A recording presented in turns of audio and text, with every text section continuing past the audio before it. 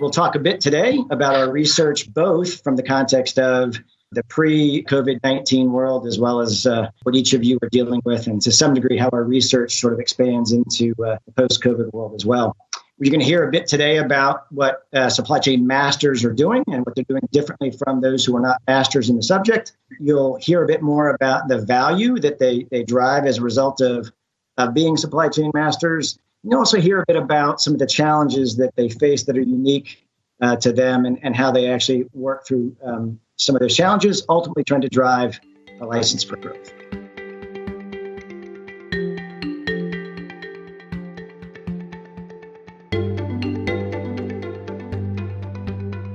Mike, on the CEO one, any commentary related specifically to HP and the journey you guys have been on, and how dialed in your CEO was?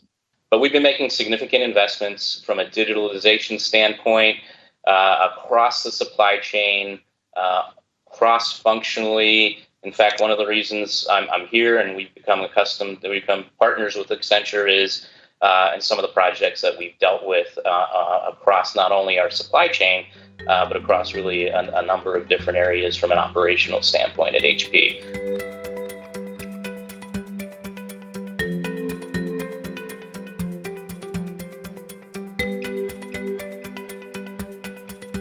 We still see a lot of examples where the sales and marketing organization and the supply chain organization aren't as tightly integrated as we tend to see it in in companies that are much more B2C.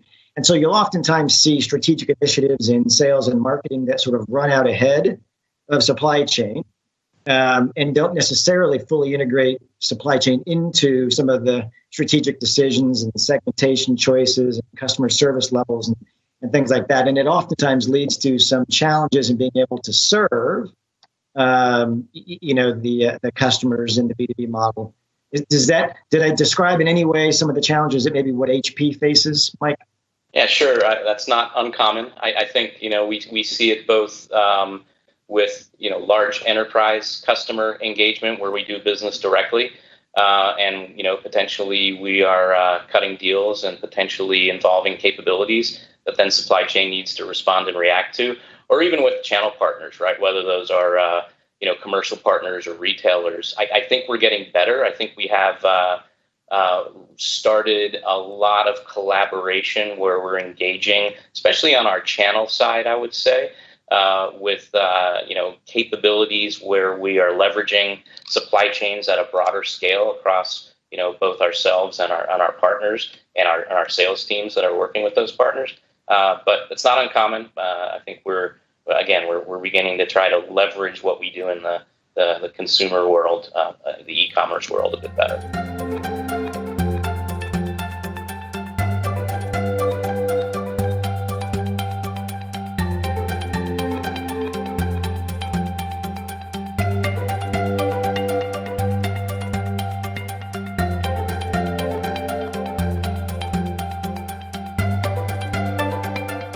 Just like before COVID-19, right? The notion of having a true ability to assess the risk profile of your supply chain and your supply base and your tier 1, tier 2, and tier 3 suppliers was certainly somewhere on your agenda. It just wasn't way up on your agenda. And now all of a sudden, right, a whole lot more people are talking about that notion of risk and agility in my supply chain. I think cyber and data is coming. I hope we don't have an event or anyone really has a lot of events that are anything like COVID-19 that would lead us to that being much more escalated on the landscape. Mike, your thoughts on that? Our importance and priority will continue to heighten over time. I think it's been foundational for us.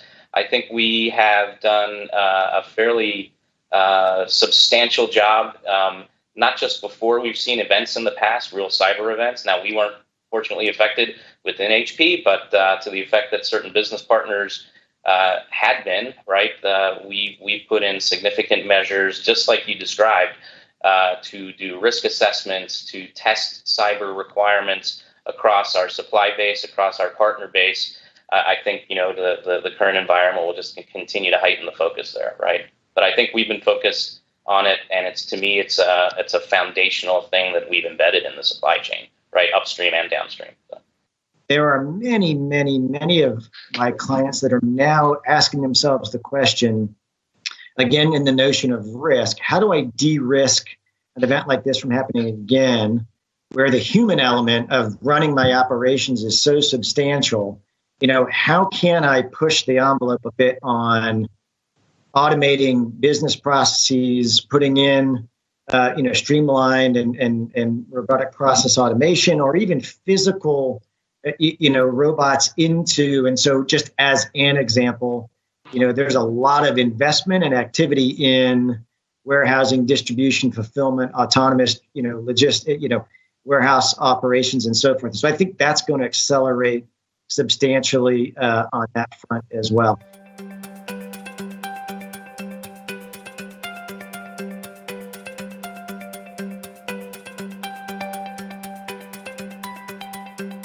The amount of money coming into this space was already quite high. I just feel like that some of the triggers in the last 4 months, I think, will lead to even more, investments in this space. For us, Mike, and I'm sure it's also true for you, if not even, like, our ability to get a firm handle on when I would say the ecosystem of partners that we have to deal with. It's an ever expanding list. And, every week or two, there's some new, highly funded, disruptive somebody coming in. And I think for supply chain professionals, that's a substantial challenge. I suspect Masters, if we were to sort of, ask a slightly different question, we would find that Masters managed to, scan the marketplace and they're probably more aware than others on just even what that is.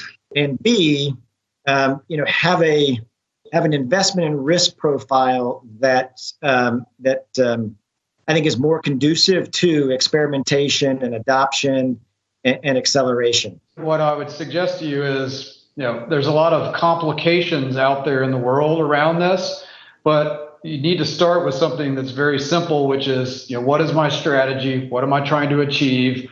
Let's get some very basic metrics in place, making sure that we're tracking the right information, both on the demand side and the supply side. And then let's figure out what the best capabilities and enablers are that we need to get in place to make that happen. There's a lot of great tools out there, depending on what the industry is. So that would be my experience in that visibility and more broadly, just how we can be more customer-led or a customer-centered supply chain.